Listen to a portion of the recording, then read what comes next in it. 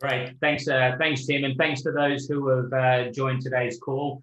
LBT is focused in the clinical microbiology space. It's a really large market that historically hasn't had high levels of innovation or automation. And really, it's our purpose to bring our machine vision technology to address this market and really to aim to disrupt it. While it's a large market, it's also a growing market as well. And most people are familiar with a urinary tract infection or a UTI. Well, there are 150 million of those infections that occur per year. And that's the typical type of test, by way just of one example of other tests that we also perform, but probably one that resonates well perhaps with people from an understanding perspective.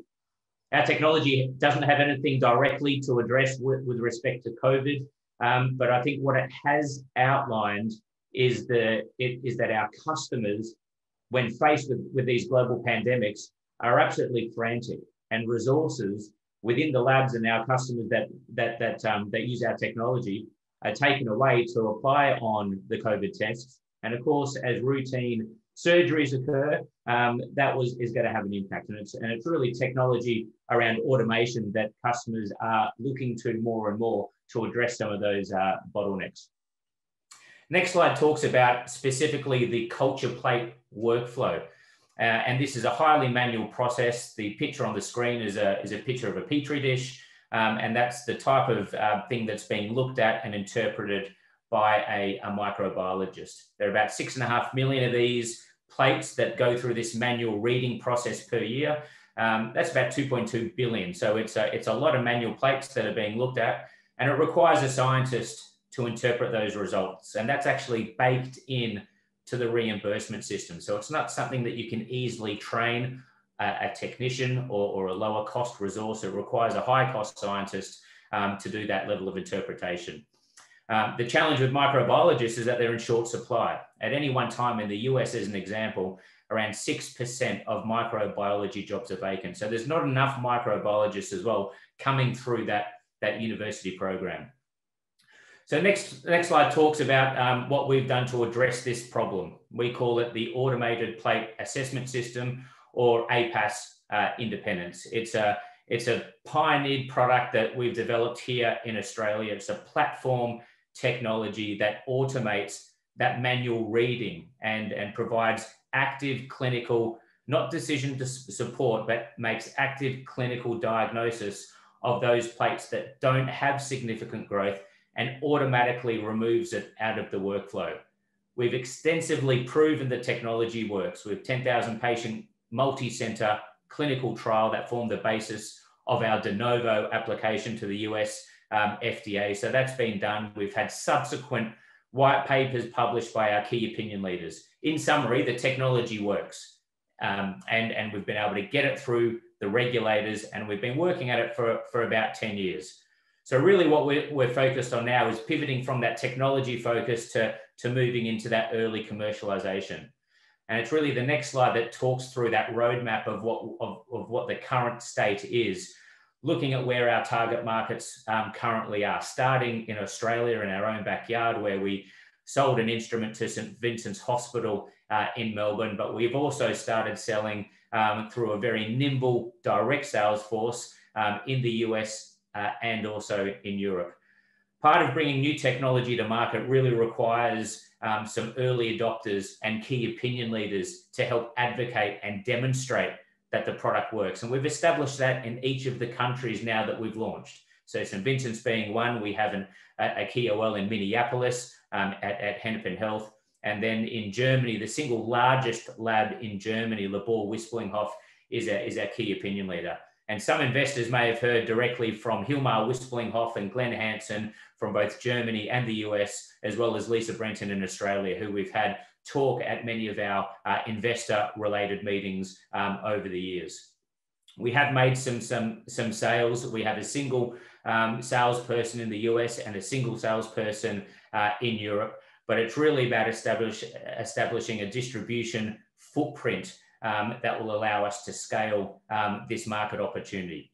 And the next slide really talks about some key successes that we've been able to deliver on that front.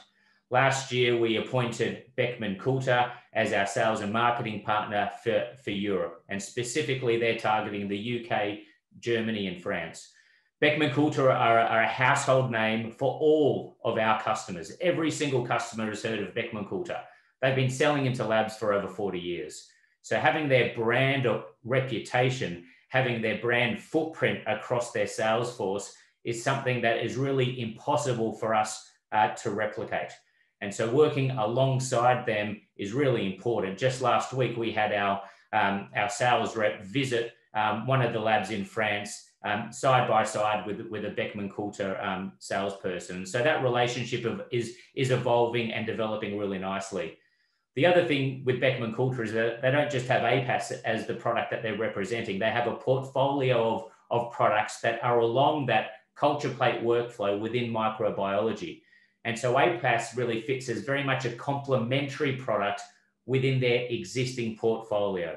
So it's a really great achievement to have been able to do that last year, and an important step to start that scaling and that awareness within those markets I described.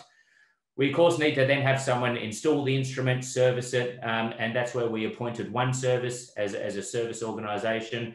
And the picture that you see on the screen is a picture of our APAS instrument installed at the Doctors Laboratory in London. This is a Sonic lab. This is a very large and prestigious facility in London. And of course, with COVID last year, and even at the moment, having the travel restrictions, we were able to do all of this remotely. So shipped the instrument remotely. We did all of the training on the instrument with One Service completely remotely. And the instrument was up and running in a couple of days at that lab. So a real demonstration that we're able to scale the business through some of the relationships that we have. Moving on to the next slide, talks about the technology adoption kind of curve, if you like. And really, while we've been working for the last 18 months on creating awareness, doing lead generation, we have a pipeline of customers. Not every customer wants to be the first person to have brand new technology. And so what we've really done over recent months is pivoted to focus on those early adopters and those innovators. Clearly, we already had appointed those innovators early on over the last 18 months, and they've been cornerstone key opinion leaders for our cause. So moving to that next stage of early adopters is really important. And the Limbach Group, which is a private lab group in Germany, where we made a sale towards the end of last year, is an example of that real targeted focus that we're having on those customers that want to adopt new technology and want to be a leader when it comes to technology advancements in the space and make a little bit of a name for themselves.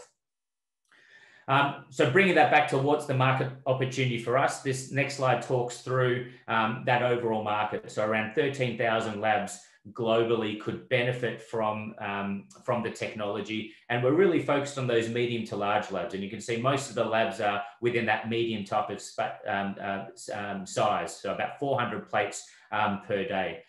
Kind of translating that global number to the actual number of where we've got an active sales presence. So that's in the countries represented by Australia, the US, the UK, Germany, and France. Well, it's about 2,000 labs. So still a very large opportunity. And when we sell these instruments, we typically sell them on a 5-year contract. When customers look at automation, they typically have a useful life or a time horizon of somewhere between 5 to 7 years. And it typically starts with a 5-year kind of contract. And that covers the servicing of the instrument. It covers the instrument cost itself. And we've got a software, which is an annuity style annual software license, which is for the algorithm that does, of course, all of the interpretive decision making for the specimens that are supported. So kind of looking at a bit of a scenario around giving a bit of context of what that dollar value looks like is represented as that sales estimate in this slide. Corporate overview is the next slide, and look, you all have an ability to look at these things in your various platforms. Probably the only thing of note here is that we did capitalize the company through a capital raise towards the third quarter of last calendar year. And it means that we've really got a healthy balance sheet. So sitting on about $12 million of cash, at the end of last year, and we're burning about 1.5 million per quarter. And so that's where we get that kind of runway extending well into 2022. And we did that given the uncertainties related to what's happening with COVID, but it really sets the company up to get on with things from a commercialization perspective. So then finally, on the last slide, this is just really kind of bringing it all together. Look, there is absolutely no better time to be in the diagnostic space. Labs are looking at automation in a more favorable way than they ever have prior to COVID. And so that's been one of the benefits that we see. But, that's probably a longer term horizon.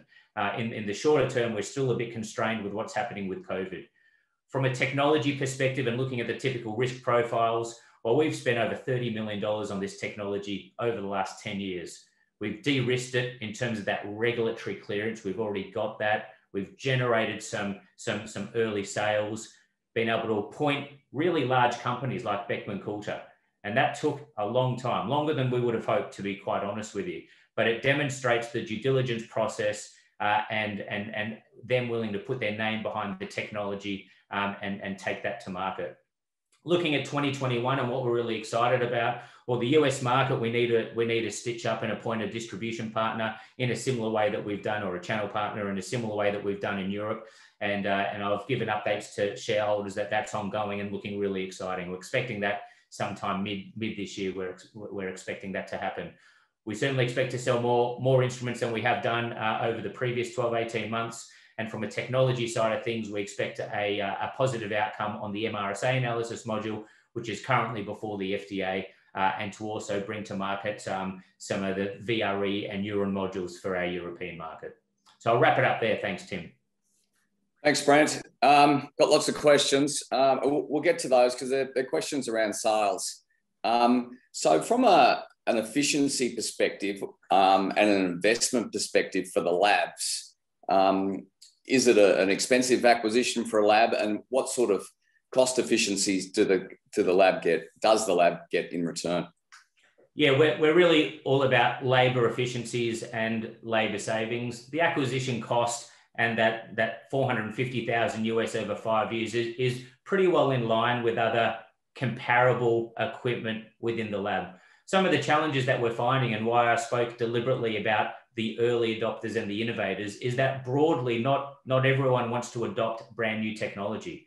And it's fantastic that we've got those early 4 sales and appointed key opinion leaders, but they probably want a few more proof points of the technology installed and those efficiencies realized. And we've really focused around the technology platform, demonstrating it actually works with the accuracy and the efficiency. And now what we're doing is that we're pivoting and using our key opinion leaders to publish results around the efficiencies that they've got within their lab. And that's that next phase now of data and proof that will be really valuable for us to take forward and use as a sales tool for the other early adopters of our technology. Yeah, there are lots of questions about sales. So do you want to give us an understanding of what that timeline is and how sales look? Yeah, look, without a doubt, we've been impacted by the COVID situation, but I don't want to use that as the primary excuse. I've said for some time that when you're selling capital equipment, the sales cycle is 12 to 18 months. So unfortunately, it's a long one, and it's a strategic decision that these labs have. We would have expected some sales earlier in this quarter based on some updates that I'd given previously, and they've kind of moved on with some of the budget spends that we've seen around the place. I'd say just kind of more generally, because we're not putting out forward-looking forecasts, is that the pipeline's building, the Beckman Coulter relationship, we would have expected a placement before now, and we think that will happen in the near term. These things do take a little bit of time to get through, but really we think the key appointment of a distributor in the US is going to be a significant kind of game changer for that market. And as we navigate some of the travel restrictions that currently exist throughout Europe in terms of getting access into labs, and we hope that's kind of towards the summertime in Europe, so middle of this year, that will kind of free up some of the decision support activities that have been well underway now for some time. And what sort of margins can you get after the distributor costs back to the business? Yeah, so we haven't probably provided all of those details, but I think typically when you look at capex type of equipment, and this thing sells for $300,000 US, a distribution margin would probably look somewhere between 50 to 70,000 minus the cost of goods. You're probably looking somewhere in the ballpark of 100 to 120,000 US on the instrument sales itself, and then a much higher margin on the annualized software part of that equation as well. So more in the kind of 70 to 80% for the software, which is an annualized software license of around 25,000 US per year. And you made, just quickly, you made an announcement today that directors are going to take stock rather than cash fees. What was the rationale behind that?